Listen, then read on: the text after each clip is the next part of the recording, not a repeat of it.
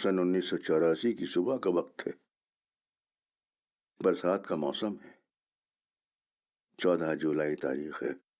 एक पुराने ईसाई कब्रिस्तान में पुराने दरवाजे की जानिब एक पुराने जमाने का अंग्रेज एक हाथ में छाता लिए आहिस्ता आहिस्ता पहाड़ी पगडंडी पर चला आ रहा है। उस बुजुर्ग अंग्रेज की निगाहें परेशान हैं। कभी वो हिमालय की बर्फीली चोटी की तरफ और कभी कब्रिस्तान की वीरान दीवारों की तरफ देखती हैं। इन निगाहों को अगर कुछ चैन मिल जाता है तो सिर्फ उस खूबसूरत गुलदस्ते को देखकर जो उसने अपनी बगल में बहुत मोहब्बत से समेट रखा है।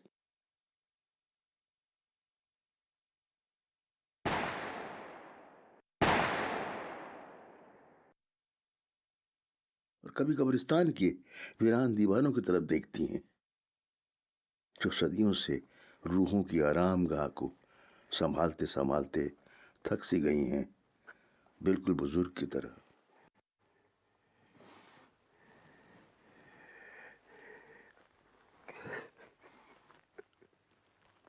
दोनों जहान तेरी मोहब्बत में हार के वो जा रहा है कोई शब गम गुजार के।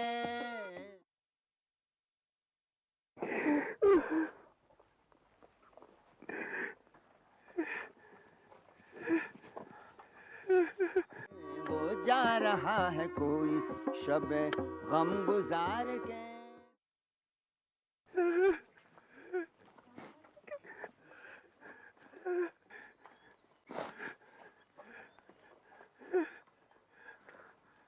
और जब उसके थके हुए लेकिन मुसम्मम कदम उसे आखिर कब्रिस्तान के पुराने दरवाजे तक पहुंचा ही देते हैं तो अंदर बैठा हुआ चौकीदार, जो खुद एक उजड़ी कब्र से कम नहीं है, नजदीक आकर उस बुजुर्ग के चेहरे को ताकता है तो वो भी परेशान हो जाता है कि अंग्रेज बुजुर्ग की आंखें बारिश की वजह से नम हैं या आंसू से। अमर सिंह, मेरी आंखें इतनी भी धुंधली नहीं हुई है कि मैं अपने अमर सिंह को ना पहचान पाऊं।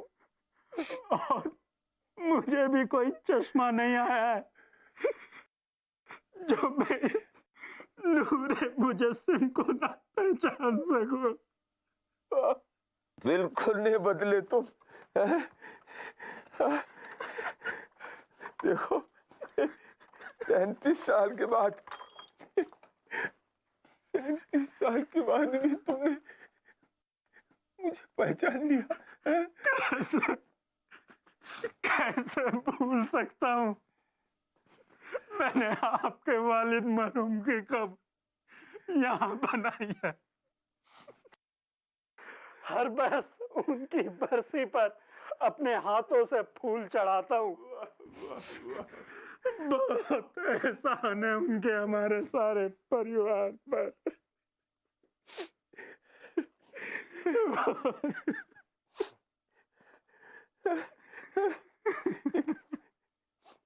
एक बात बताओ,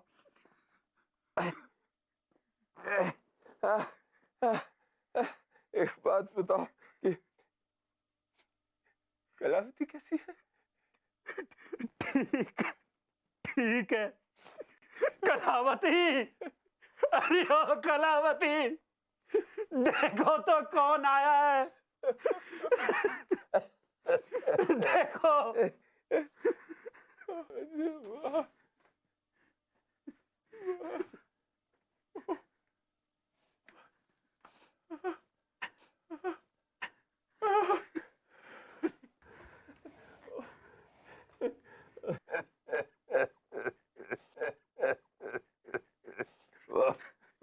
वो आए कब्रिस्तान में, खुदा की कुदरत है।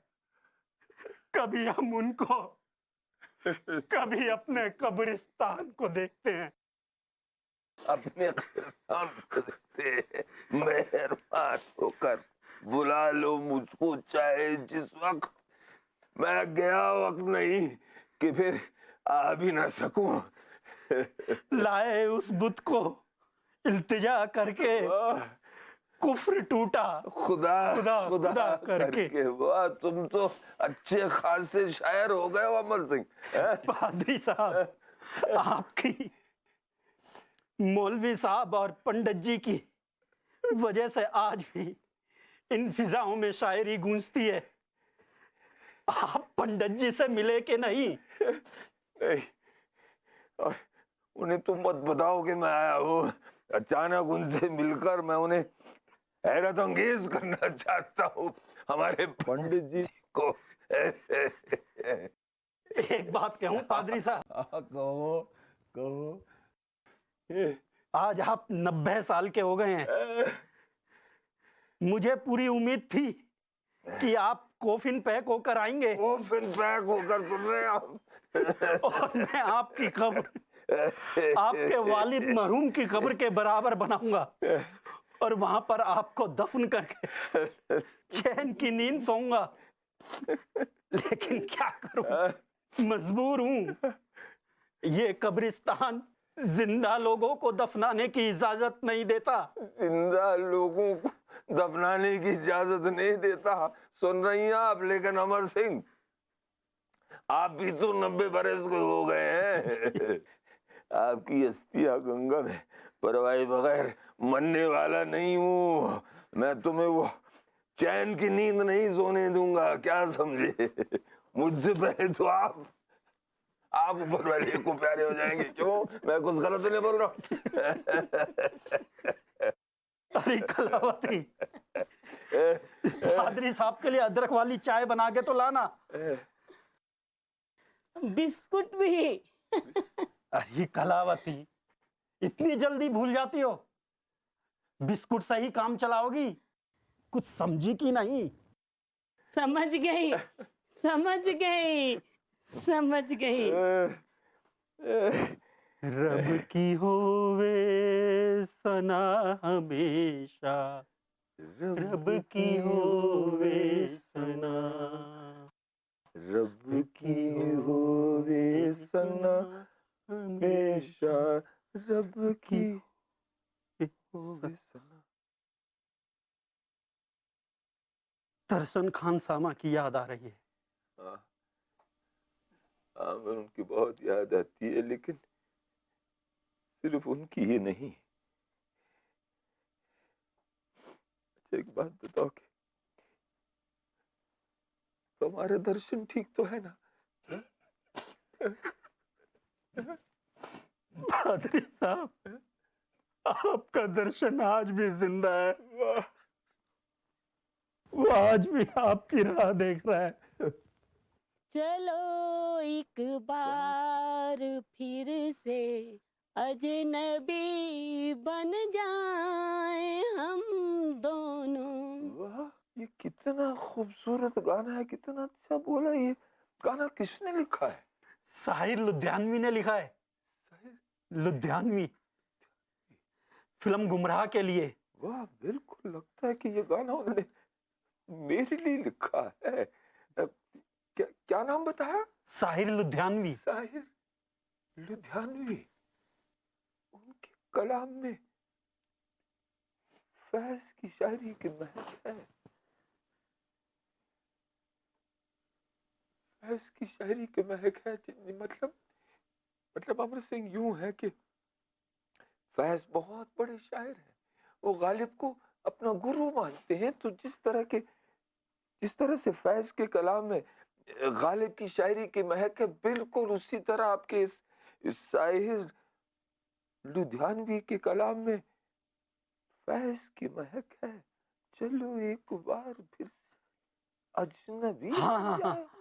हाँ, समझ गया, मैं समझ गया। तुम, मौलवी साहब और पंडित जी फैज को बहुत पसंद करते हैं।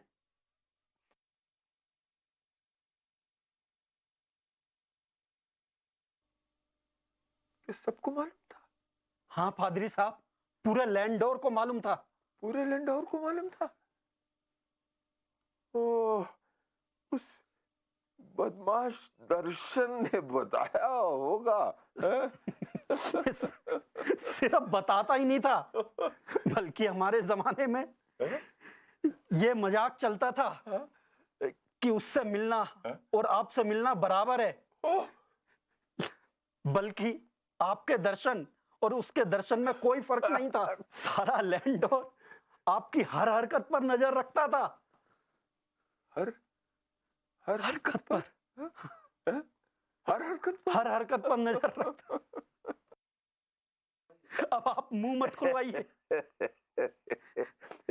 सबको मालूम था कि आप चाय के साथ ये लेते थे। चाय के साथ अजनबी बन जाए हम दोनों। वाह, ओह, आह, चपाती और गुड़ और मलाई, अरे वाह वाह वाह वाह वाह कलावती वाह, बिस्मिल्लाह।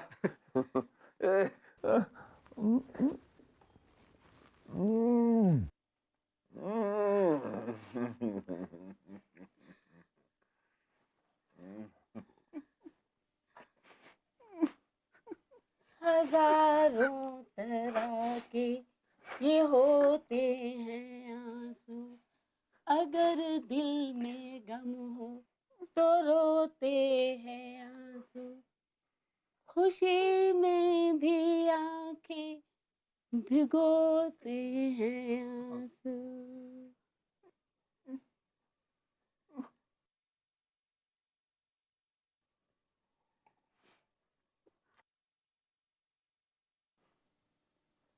तुम लोगों के पास एक रेडियो हुआ करता था जो अपनी मर्जी से बजता था और अपनी मर्जी से बंद हो जाता था, उस बेचारे का क्या हुआ? पादरी साहब, वो तो कब का बंद हो चुका है। अब तो हमारी रेड वैन बजती है। अरे क्या बात है, आप बंद मत हो जाइए, ये खूब बजती है आप। ये बंद होने वाली नहीं। आपको पुरानी चीजें बहुत पसंद है। जी हाँ, जैसे कि आप। गुस्ताखी माफ हो। इस कब्रिस्तान ने एक चीज सिखाई है। वो क्या? जैसे उस शायर ने कहा है, लाई हयात आए कजा ले चली चले। लाई हयात आए, वाह। जैसे जिंदगी सबको लेकर आती है और मौत साथ ले जाती है, ये सच है। उसी तरह हमारा रेडियो कभी बजता है, कभी नहीं बजता था। लेकिन आपकी रेडियो वैन तो बजती है। बहुत अच्छे, बहुत अच्छे। लेकिन पादरी साहब, ये शेर था किसका? ये शेर उस्ताद ज़ौक़ का है। उस्ताद ज़ौक़ अपने जमाने के बहुत बड़े उस्ताद थे, बल्कि बहादुर शाह जफर के उस्ताद थे, और आप यकीन जानिए वो गालिब से भी मुकाबला हराई किया करते थे। हाँ, कितना है बदनसीब जफर दफन के लिए, दो जमीन भी न मिली कुए यार में। कितना खूबसूरत गाना है। रफी साहब भी क्या खूब गाते थे। बहुत खूब गाती। आपको पता है कि ये गाना किसने लिखा, ये शेर किसने कहा? जफर। बहादुर शाह जफर। हाँ, हिंदुस्तान के आखिरी मुगल बादशाह ने ये शेर कहा, और वो भी कहा रंगून में। रंगून में, हाँ। अच्छा अच्छा, वही जिनके उस्ताद थे, वो क्या नाम था उनका? शौक। शौक। आपको बड़ा शौक। मेरे अहमद, शौक नहीं, ज़ौक़। अरे वाह, देखिए उर्दू अदब का कितना असर पड़ गया तुम दोनों पर। शौक और ज़ौक़ का भी फर्क मालूम है। वाह वाह वाह।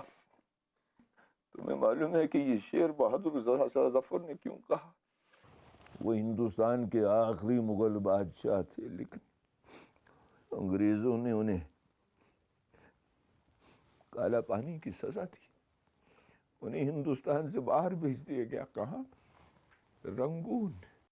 अब 2 गज जमीन से क्या मुराद अमर भाई? ओ समझा, 2 गज जमीन एक कब्र के लिए। उन्हें कहाँ नसीब हुई?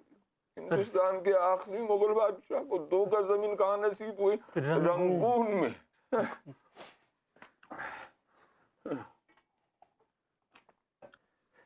बहुत बहुत शुक्रिया।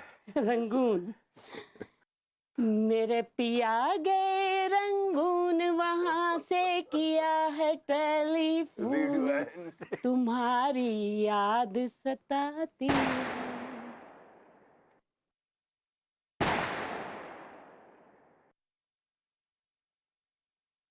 तुम्हारी याद सताती है।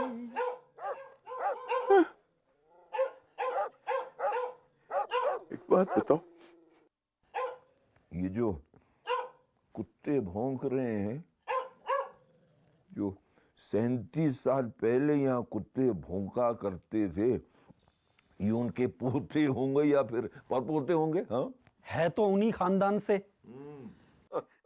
लेकिन ये कुत्ते पुश्तों से यहाँ कब्रिस्तान की हिफाजत कर रहे हैं। हाँ, बिल्कुल तुम्हारी तरह। बिल्कुल तुम्हारी तरह। तुम क्या कम भौंकते हो? अमर सिंह, अमर सिंह, मेरे दोस्त, मुझे एक बात बताओ। जी। तुम्हें क्या यहाँ कब्रिस्तान में डर नहीं लगता? मुझे मुर्दों से नहीं, जिंदा इंसानों से डर लगता है। इतनी बड़ी बात कही। जिंदा इंसानों से डर लगता है, मुर्दों से? अच्छा, मैं जरा लाई हयात आए गजाली चले चले, अपनी खुशी है न अपनी खुशी चले।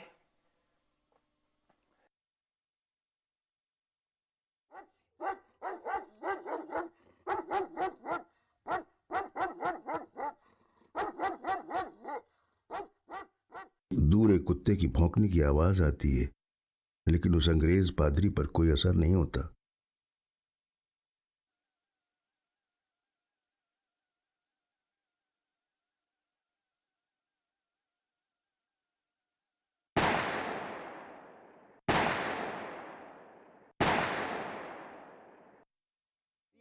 है मैं कदा खुमो सागर उदास है, वीरा है मैं कदा खुमो सागर उदास है। तुम क्या गए कि रूठ गए दिन बहार के, तुम क्या गए कि रूठ गए दिन बहार के।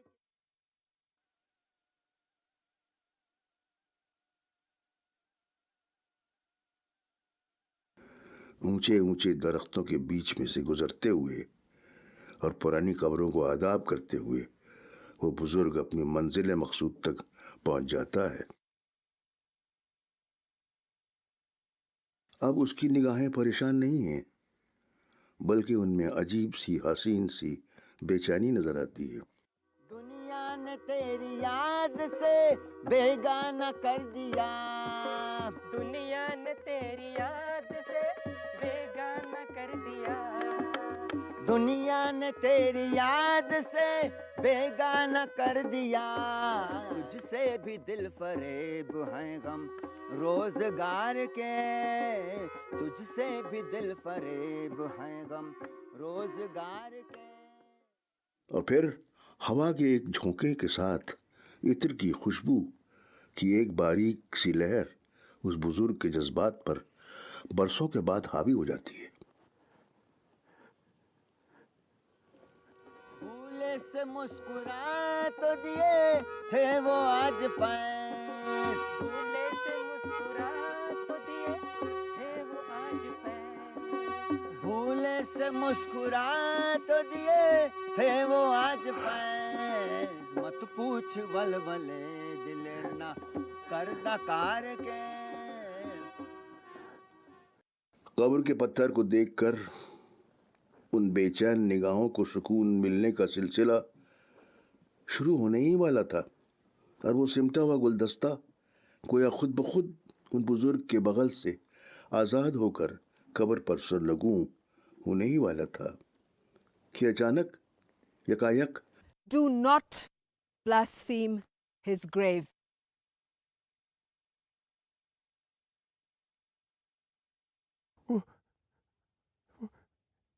खुशबू, इतनी खुशबू तुम्हारी। Stay away from his grave. बेटी, बेटी मैं समझा नहीं तुम क्या कहना चाहती हो। There's nothing to explain. Just do not blaspheme his grave. बेटी मैं यहाँ सजदा करने आया हूँ, इबादत करने आया हूँ। Don't talk to me about worship.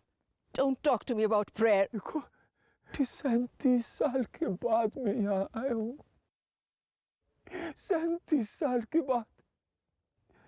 पूरी दुनिया में ये एक ही जगह है जहाँ मुझे सुकून मिल सकता है, राहत मिल सकती है। क्या तुम मुझे उस सुकून और राहत से महरूम रखना चाहती हो?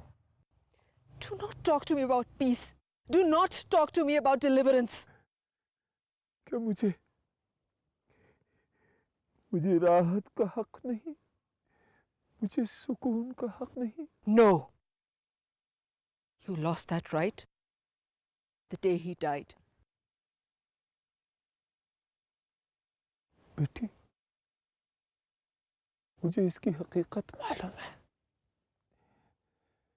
और मुझे इस हकीकत का बयान करना है। तुम सुनना चाहो या फिर ना सुनना चाहो।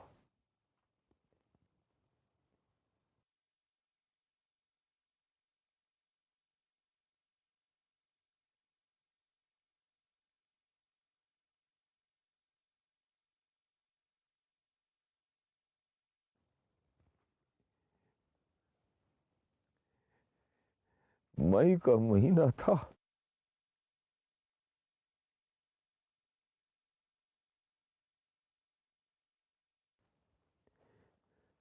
$1947। आजादी की खुशी को बंटवारे की आंधी ने नफरत में बदल दिया। मैं तन्हा से इलाहाबाद मसूरी आ रहा था। दुख भरी दास्तान जमाने की एक कड़ी है मेरे फसाने की। 1 महीने पहले जो मेरी बीवी का इंतकाल हुआ, मेरा बेटा मसूरी में एक स्कूल में टीचर था। उसे लेकर मेरा बेटा बहुत ज्यादा परेशान था। उसने मुझे जिम्मेदार ठहराया। बाप और बेटे के बीच तो दरार थी ही, लेकिन अब वो दरार बढ़ती ही जा रही थी। इस मकसद से मैं मसूरी आ रहा था कि किसी भी तरह से मैं उस दरार को कम कर दूं, और उस मकसद का एक पहलू ये भी है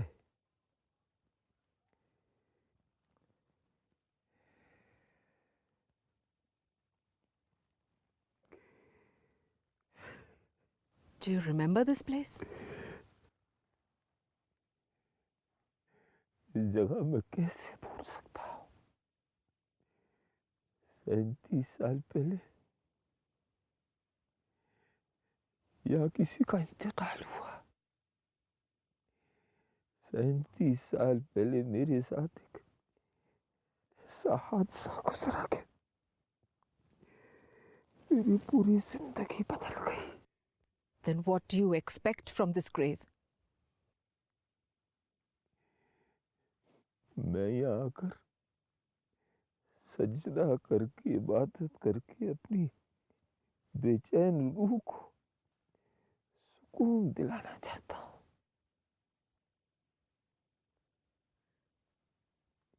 Do you think you'll ever get that peace, that salvation that you're looking for? क्यों नहीं? आप अगर पाक दिल से इबादत करें, सजदा करें, तो आपको राहत जरूर मिलेगी, सुकून जरूर मिलेगा। But not to someone who has sinned intentionally. बेटी, परवरदिगार सबसे बड़ा रहीम है। उसके सामने अगर सरनगू होकर तुम माफी मांगोगे, दुआ करोगे, तो वो तुम्हारी तमाम दुआओं को कबूल करेगा और तुमसे किए गए जाने में अनजाने में तमाम गुनाहों को माफ करेगा।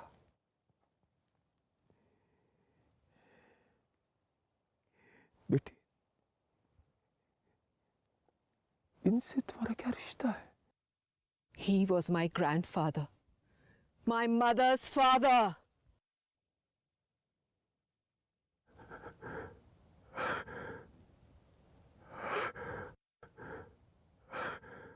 मताए लौह कलम छिन गई तो क्या गम है, मताए लौह कलम छिन गई तो क्या गम है कि खून दिल में डबोली हैं उंगलियां मैंने, और जुबान पे मोहर लगी है तो क्या कि रख दी है हर एक हल्का जंजीर में जुबान मैंने। दिल की बेसूद तड़प, जिस्म की मायूस पुकार। I am your granddaughter also. पंडित जी, क्या पंडित किशोरी लाल और मौलवी तालिबुद्दीन के बीच बंटवारा हो सकता है?